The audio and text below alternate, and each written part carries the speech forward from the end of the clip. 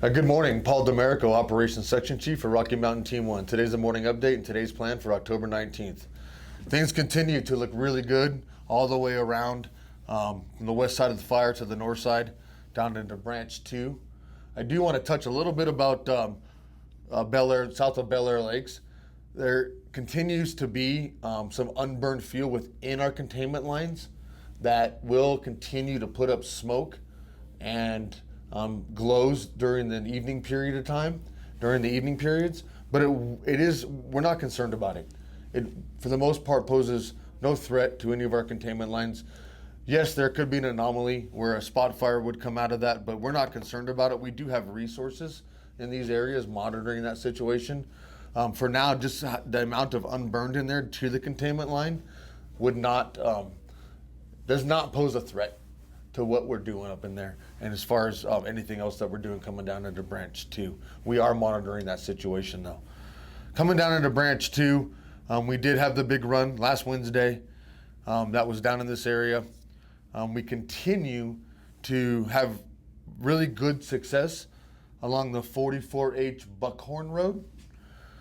We have we did end up finishing this yesterday with hand crews tying this in direct, and then all the way down into the road, all the way down Victor to this area in here. Crews continue to secure that, keep that within our proposed containment lines, which is south of 44H and west of County Road 27. Talking about the spot fire out here, we moved this division break. We called that division uniform over here where structure pin gray is. We did that because we shifted our resources over to division uniform to be able to handle that spot fire that occurred 2 days ago. Yesterday we had really good success in there due to the weather and having folks working through the night. We've been working on that spot fire since it happened continuously around the clock. From here all the way around into here, we've got a containment line. We haven't reflected that on the map because we're continuing to secure it. We do have crews coming up both sides and heavy equipment to try to secure that tip of that today to the northwest. The reason we're doing that and we're having issues with that, it's steep and there's a lot of fuel loading in there. We do, talking to our folks on the ground, anticipate having line around that by end of shift today. Now, anomalies could happen again with the wind and the weather, but talking to our folks, we're really confident that will occur today.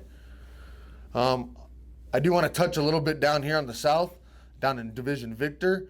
We had about 2.5 crews, I like to call it, 50 people. A hand crew is usually a complement of 20 people, but we have things called suppression modules that are 10 folks. And the suppression modules come with quite a bit of overhead. And those folks came into here yesterday and went about 1.5 miles direct. There's an old burn scar in there that we were able to use. That will prevent the fire spread from this area here, continuing down into here. So really good work in there yesterday. Moving down into the communities of Storm Mountain, Cedar Park, the retreat in Glen Haven, I want to talk a little bit about resources. So right now we're in competition with other fires, not just here in Colorado, but nationally. The Southwest, New Mexico, currently in Arizona, and California, Colorado, the new starts in Boulder County. So what they have is what they call a MAC group that sits up atop of all of the fires that are going on. They prioritize resources. So our fire could want 100 structure engines and 15 hand crews, and we may only get 10 engines and 2 hand crews. And then they allocate those resources to where the priorities and where the imminent threats are. For instance, let me give you an example. Down here in Cedar Park, we're feeling really good about where we're at as far as where they stand there in the old burn scar. But as we go into Storm Mountain and the retreat right now, that's where our firefight is. There's a lot of complexities in there with the road systems and structures and where they stand. So we're trying to keep the fire from advancing to the south. Now, for instance, the community of Drake, we've done structure assessments in that community, but our focus right now is trying to prevent the fire from moving into the community of Drake. So we're focused in here. So you may not see 15 or 20 engines down here because they're focused in this area right in here trying to protect these structures while we continue to bring the fire down the mountain. And so I just want folks to understand that we've got to focus. This fire is dynamic, and due to the complexities of the fire, we've got to put the resources where the needs are. So continuing over here, the fire did start backing a little bit down Bulwark Ridge, and we are focused on that. But again, it goes back to the resource allocation. We've got to make sure that we're taking care of our imminent threats in this communities here. We do have a structure group. We call it Structure Pingree.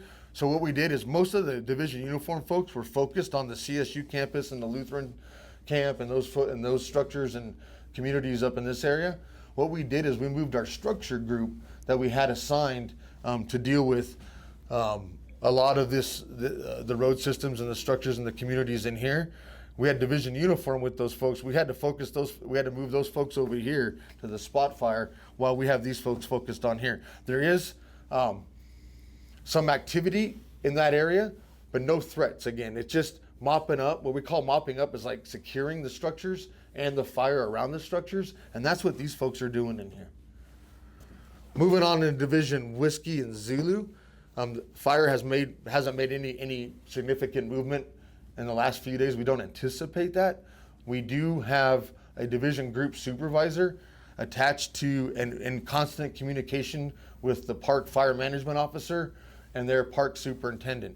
And they are talking about management action points and things that would occur if the fire were to pick up and make a significant advance down towards Highway 34 or Estes Park. Thank you.